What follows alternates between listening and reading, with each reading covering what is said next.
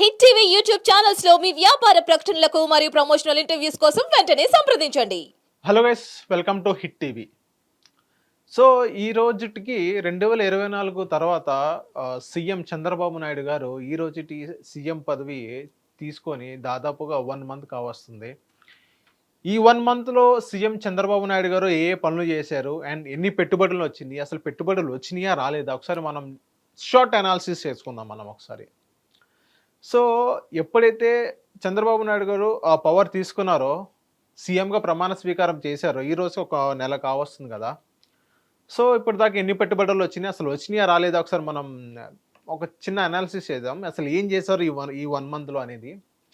So నిజంగా చెప్పుకోవాలంటే ఆంధ్ర రాష్ట్రం ఒక యూటర్న్ తీసుకుంది అనుకోవచ్చు మనం, నిజం మాట్లాడుకోవాలంటే. ఎందుకంటే గత ప్రభుత్వం ఎప్పుడైతే 2019 నుంచి 2024 దాకా ఏదైతే ఈ 5 సంవత్సరాలు ఉన్నాయో, 25 సంవత్సరాలు వెనకబడిపోయామని చాలామంది టాక్ వినిపించింది. అలాగే చేశారు అన్నట్టు కూడా అనుమానాలు వచ్చింది. అలాగే చేశారే అనుకుందాం.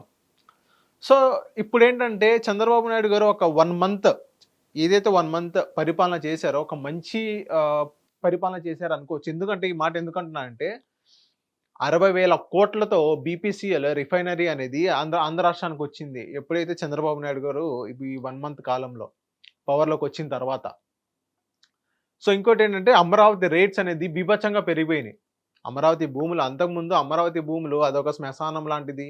సో అక్కడ ఇళ్ల స్థలాలు ఇవ్వడం కూడా అనవసరం అని చాలా వైఎస్ఆర్సీపీ వాళ్ళు చాలామంది చాలా రకాలుగా అన్నారు. కాకపోతే అక్కడ అమరావతి రేట్స్ అనేది చాలా పెరిగిపోయినాయి. రియల్ ఎస్టేట్ మార్కెట్ అనేది పెరిగిన ఎక్కువ. సో అదొకటి మంచి పరిణామమే అనుకోవచ్చు. ఇంకోటి ఏంటంటే భోగాపురం ఎయిర్పోర్ట్ అనేది నిన్న ప్రెస్ మీట్ పెట్టంగానే చంద్రబాబు నాయుడు గారు 2026 కల్లా భోగాపురం ఎయిర్పోర్ట్ అనేది కంప్లీట్ చేసి ప్రజలకు అందిస్తామని చెప్పారు. సో ఎందుకంటే అక్కడ భోగాపురం ఎయిర్పోర్ట్ అక్కడ 2024 తర్వాత అక్కడ వచ్చిన తర్వాత ఏంటంటే అక్కడ ఉన్న శ్రీకాకుళం కానీ అటే వైజాగ్ కానీ అక్కడ బాగా ఏంటంటే రియల్ ఎస్టేట్ అనేది బాగా బూమ్ అయింది. అక్కడ కూడా కొన్ని పెట్టుబడులు వస్తాయి. ఎందుకంటే శ్రీకాకుళం చాలా వెనకబడిపోయిన జిల్లా అది. సో అక్కడ కూడా కొన్ని పరిశ్రమలు రావడానికి అవకాశాలు ఉండేది. ట్రావెలింగ్ డిస్టెన్స్ అనేది మనకు బాగా దగ్గరగా ఉండేది. అక్కడ హోటల్స్, మంచి మంచి హోటల్స్ వస్తాయి. సో ఇలాగ చెప్పుకుంటూ పోతే చాలా ఉన్నాయి ఉత్తరాంధ్ర వైపు.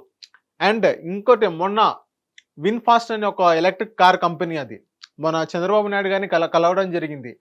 సో వాళ్ళు ఆంధ్ర రాష్ట్రంలో పెట్టుబడి పెట్టాలని ప్లాన్లో ఉన్నారంట. అందుకనే చంద్రబాబు నాయుడు గారు కలవడం జరిగింది. చంద్రబాబు నాయుడు గారు వాళ్ళకి ఒక మంచి ఆఫర్ ఇస్తారని చాలామంది చాలా రకాలుగా అంటున్నారు. సో వాళ్ళతో బాగా డిస్కషన్ అవుతుంది. సో ఆ విన్ఫాస్ట్ అనే ఒక కంపెనీ కూడా రాయలసీమకు తరలిస్తున్నారు. రాయలసీమలో పెట్టడానికి చంద్రబాబు నాయుడు గారు బాగా ప్రయత్నిస్తారని మనం చెప్పుకోవచ్చు. సో ఇలా చెప్పుకుంటూ పోతే ఏదైతే ఈ 5 సంవత్సరాలు పెట్టుబడులు వచ్చినాయి అంటే, గత ప్రభుత్వం పెట్టుబడులు వచ్చినాయి అంటే చాలా తక్కువ వచ్చిన తోపు పెట్టుబడులు అయితే ఏం రాలేదు అనుకోవచ్చు. నిజం చెప్పుకోవాలంటే పెట్టుబడి రావడం తక్కువ, పెట్టుబడులు రాష్ట్రం దాటి వెళ్ళడం చాలా ఎక్కువైపోయింది. ఎగ్జాంపుల్ లూలు మాల్ మనం చూడొచ్చు. ఒక చిన్న ఎగ్జాంపుల్ లూలు మాల్ గురించి చెప్తున్నా అంతే.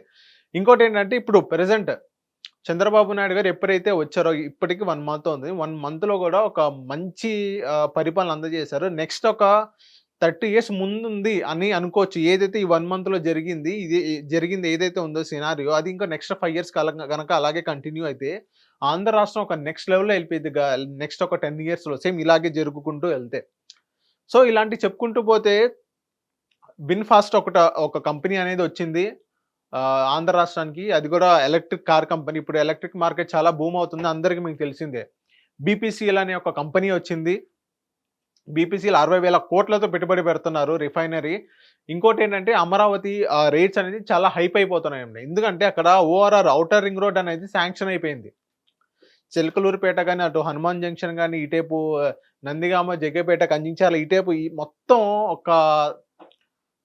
ఆ సర్కిల్ మొత్తం దాదాపు రియల్ ఎస్టేట్ రేట్స్ అనేది నెక్స్ట్ లెవెల్ వెళ్ళిపోతున్నాయి మొత్తం ఆంధ్ర రాష్ట్రంలో. పెట్టుబడులు కూడా అలాగే వస్తున్నాయి అండ్ సంక్షేమ పథకాలు కూడా అలాగే కంటిన్యూ చేస్తున్నారు.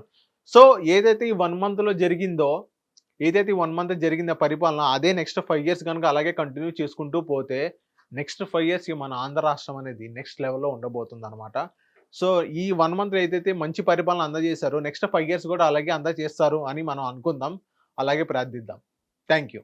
హిట్ టీవీ యాప్ ని డౌన్లోడ్ చేసుకోండి. ఇందులో short news, live news, entertainment, movies అన్ని అవైలబుల్ గా ఉన్నాయి. please download Hit TV app. Hit TV app. Hit TV యాప్ని ఫ్రీగా డౌన్లోడ్ చేసుకోండి.